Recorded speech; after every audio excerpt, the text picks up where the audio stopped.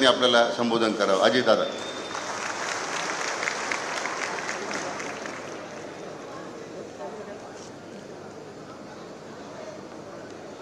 आपल्या भारत देशाचे, भारत सरकारचे केंद्रीय गृह तथा सहकार मंत्री आदरणीय अमितजी शहा साहेब, कार्यक्रमाचे अध्यक्ष आपल्या राज्याचे लोकप्रिय मुख्यमंत्री देवेंद्रजी फडणवीस, उपमुख्यमंत्री माननीय एकनाथरावजी शिंदे,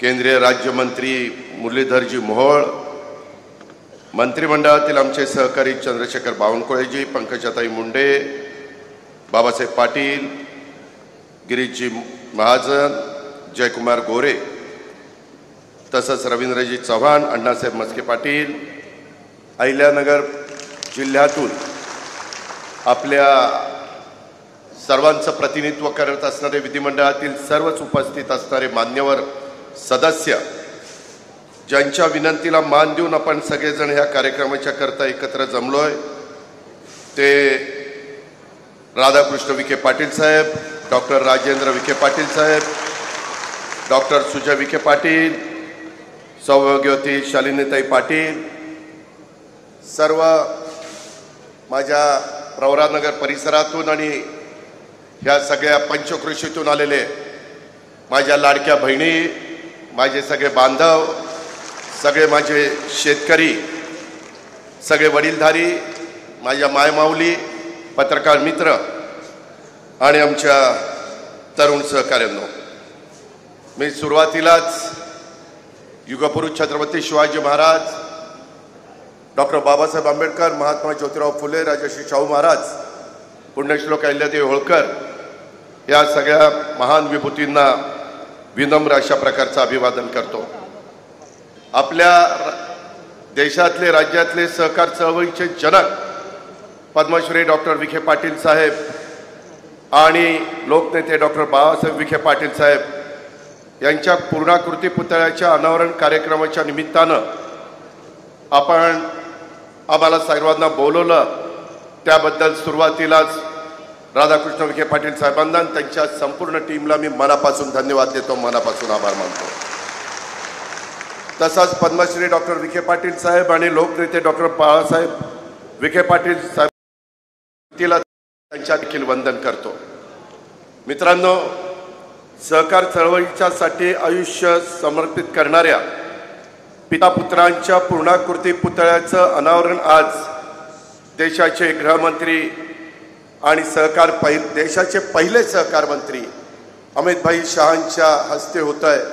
हा खरं तर एक दुग्ध शर्करा योग म्हटलं तर काही वावगं ठरणार नाही. आजपर्यंत प्रवरा आणि प्रवराच्या परिसरामध्ये जे जे काही कार्यक्रम झाले त्याच्यातले अतिशय महत्त्वाचे कार्यक्रम वेगवेगळे होऊन गेलेले आहेत. त्याचे अनेक जण इथं साक्षीदार आहात, परंतु त्याच्यामध्ये आज इतिहासामध्ये पण नोंद केली जाईल अशा प्रकारचा महत्त्वाचा कार्यक्रम आज आपल्या सर्वांच्या साक्षीनं होतोय आणि तुम्ही त्याचे साक्षीदार होताय, हे देखील फार तितकंच महत्त्वाचं आहे. सरकारच्या सहकार्याच्या प्रवासाला एक नवी दिशा देणारा हा एक अनमोल क्षण आहे असं माझं मत आहे. कारण डॉक्टर पद्मश्री विखे पाटील साहेबांनी प्रवरानगरच्या माळावर आशिया खंडातला पहिला सहकारी साखर कारखाना उभा केला आणि त्यामुळं महाराष्ट्रासह देशातल्या सर्व सहकारी साखर कारखानदारीला नवी दिशा मिळाली.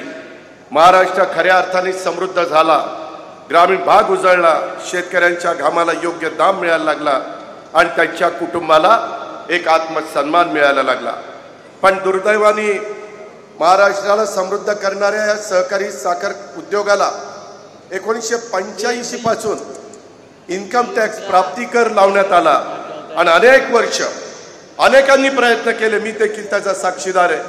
अनेक अर्थमंत्र्यांना आम्ही भेटलो, अनेक मान्यवरांना भेटलो, परंतु तो काही रद्द होत नव्हता. राज्यातल्या साखर उद्योग आणि ऊस उत्पादक शेतकरी आणि त्यांच्यावर अवलंबून असणारा हा समाजातला मोठा वर्ग यामुळे अडचणीत आला होता. मात्र या देशाचे पहिले सहकार मंत्री म्हणून ज्यांची ओळख आहे ते अमितभाई शहांनी या प्रश्नाची गांभीर्याने दखल घेतली आणि तातडीनं साखर कारखान्यांना प्राप्तिकर रद्द करण्याचा ऐतिहासिक निर्णय घेतला। या ऐतिहासिक निर्णयामुळं तुम्हाला किती सभासदांना माहिती आहे, शेतकऱ्यांना माहिती आहे, मला माहिती नाही, परंतु 9,500 कोटी रुपयाचा इन्कम टॅक्स आपल्या या साखर कारखानदारीवरचा माफ झाला आणि साखर उद्योगाला एक नवी संजीवनी मिळाली। लाखो ऊस उत्पादक शेतकऱ्यांच्या कष्टकऱ्यांच्याला दिलासा मिळाला। म्हणूनच पद्मश्री विठ्ठलराव विखे पाटील साहेबांच्या पूर्णाकृती पुतळ्याचं अनावरण हे देशाचे पहिले सहकार मंत्री अमित भाईंच्या शुभ हस्ते होत आहे। याला एक आगळं वेगळं महत्त्व आहे, कारण साखर उद्योगाचा पाया रचणाऱ्या सहकार मर्चींच्या पुतळ्याचं अनावरण अडचणीत सापडलेला साखर उद्योग वाचवणाऱ्या आदरणीय अमित भाईंच्या हस्ते होत आहे। सहकाराचा हा एक अद्भुत अशा प्रकारचा योग आहे।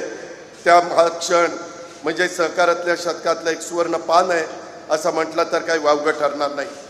आपण सगळ्यांनी बघितलं, इथनं सुरुवात झाल्यानंतर चांद्यापासून बांद्यापर्यंत जिथे जिथं ऊस पिकतो तिथं तिथं सहकारी साखर कारखानदारी निघाली, बदल व्हायला लागला, आर्थिक सुबत्ता यायला लागली, शिक्षणाची दालनं त्या ठिकाणी खुली व्हायला लागली आणि त्याच्यातून तिथं एक वेगळ्या प्रकारचं चित्र निर्माण झालं। त्या काळात शेतकऱ्यांची स्थिती अत्यंत हलाखीची होती, परंतु त्यांनी त्या काळात ठरवलं की शेतकऱ्याला आपली ताकद ओळखायला लावायची आणि सहकार्याच्या माध्यमातून त्याला सशक्त करायचं। या विचारातूनच ह्या आपल्या आशिया खंडात पहिला सहकारी साखर कारखाना प्रवरानगरला उभा राहिला। हा कारखाना केवळ उद्योग नव्हता, तर तो ग्रामीण भारतातील परिवर्तनाचा एक आरंभ बिंदू होता आणि आज तोच कारखाना विखे पाटील साहेबांच्या मार्गदर्शनाखाली, मग सुजय असेल किंवा बाकीची त्यांची टीम असेल, मी आता बघत होतो की आता तो कारखाना 10,000 टनांनी चालणार आहे। इथून पुढच्या काळामध्ये आपल्याला आहे त्याच्यातनं ऊसाचं उत्पन्न वाढवावं लागणार आहे।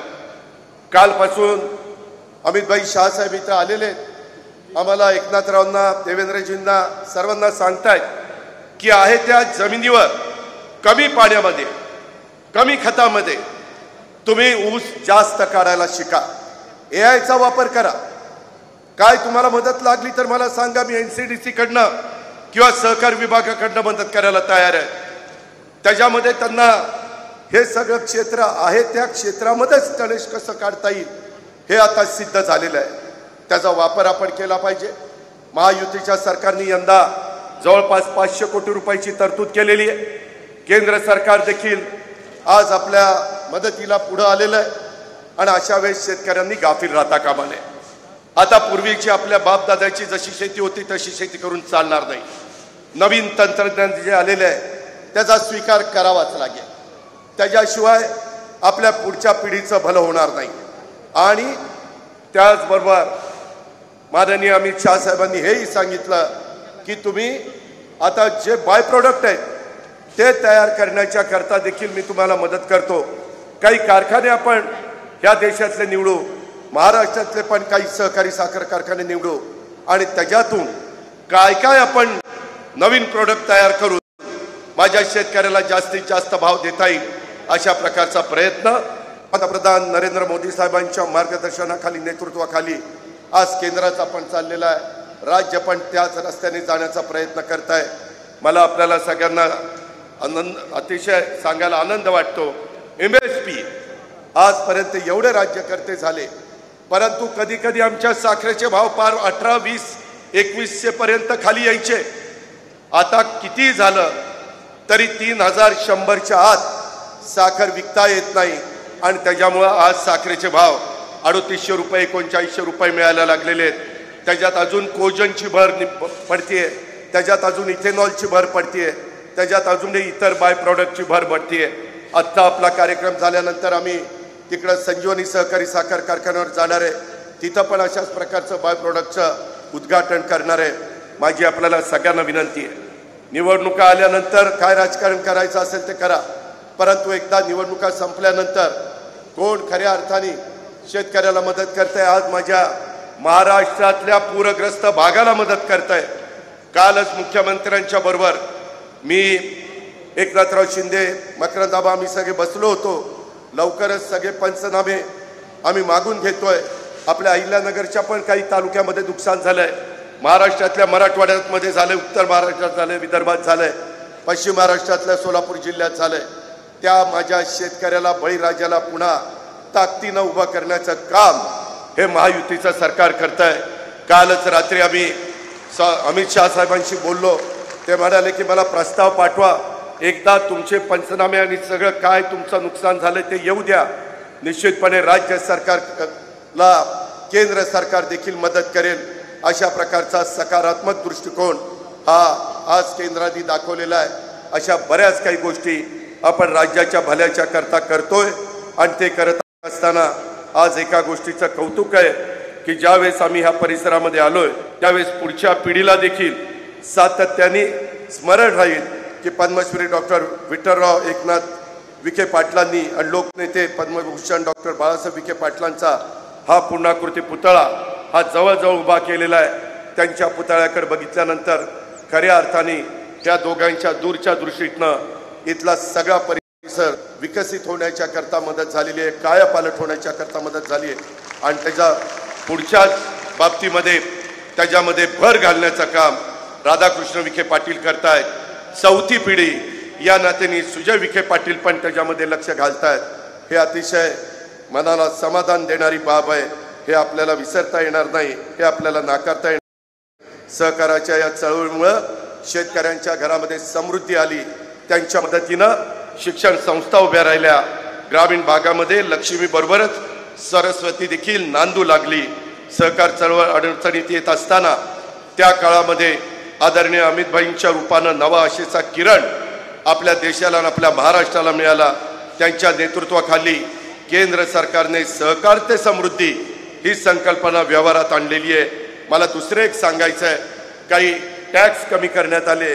आपल्या मोलॅसेसवर 28% टॅक्स होता, परंतु आदरणीय अमितभाईंच्या दूरच्या दृष्टीतनं सहकार क्षेत्रासाठी जे अनेक महत्त्वाचे निर्णय घेतले त्याच्यामध्ये मोलॅसेसचा टॅक्स 28%वरून 5%वर आणण्याचं देखील महत्त्वाचं काम त्याच्यामध्ये झालं.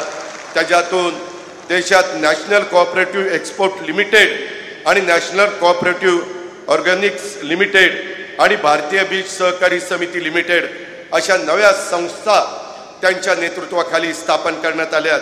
ही पावलं म्हणजे देशातल्या विशेषतः महाराष्ट्रातल्या सहकाराला दिलेली एक नवसंजीवनी आहे. पद्मश्री विठ्ठलराव विखे पाटील साहेबांनी दाखवलेली ही वाट होती, त्याच वाटेने आज केंद्र सरकार चाललेलं आहे. हे आपल्याला सगळ्यांना लक्षामध्ये घेतलं पाहिजे. यंदा आंतरराष्ट्रीय सहकार वर्ष साजरं होत आहे. या पार्श्वभूमीवर आजचा 16 अधिक अर्थपूर्ण ठरतो. सहकार ही केवळ आर्थिक यंत्रणा नाही तर ती एक मानवी भावना आहे. एकत्र येऊन उभं राहण्याची आणि एकमेकांना उभं करण्याची ही भावना विखे पाटील कुटुंबानं आयुष्यभर जपली आणि त्याच्या पुढं देखील जीवापाड ते जपण्याचा प्रयत्न करतायत. त्याला आशीर्वाद देण्याचं काम, त्याला भरभक्कम पाठिंबा देण्याचं काम आपण सगळ्यांनी ह्या निमित्तानं करावं अशा प्रकारची विनंती मी करतोय. सहकारामुळे ग्रामीण भारताचा चेहरामोहरा बदलला आहे. सहकार म्हणजे फक्त संस्था नाही, तो एक संस्कार आहे. सहकारात मी नाही तर आपण आहे, हीच सहकाराची खरी ओळख आहे आणि तीच महाराष्ट्राची खरी ताकद आहे. आज आदरणीय अमितभाईंच्या नेतृत्वाखाली देशातलं सहकार क्षेत्र सुद्धा नव्या युगामध्ये प्रवेश करत आहे आणि हा सहकार म्हणजे आत्मनिर्भर भारताच्या दिशेनं टाकलेलं एक बलशाली पाऊल आहे. आज सहकार भूमीवर उभं राहून आपण पद्मश्री विठ्ठलराव विखे पाटील आणि बाळासाहेब विखे पाटील या दोन महामानवांच्या कार्याला वंदन करूया आणि त्यांच्या कार्यातून प्रेरणा घेऊन सहकाराच्या या मशालीला आणखी उजळूया. महाराष्ट्राला अधिक बलशाली, आत्मनिर्भर आणि समृद्ध बनवूया अशा प्रकारचं आव्हान मी या निमित्तानं करतो आणि थांबतो. पुन्हा एकदा राधाकृष्ण विखे पाटील आणि त्यांच्या सगळ्या मान्यवरांना मनपूर्वक धन्यवाद देतो. जय हिंद, जय महाराष्ट्र, जय सहकार.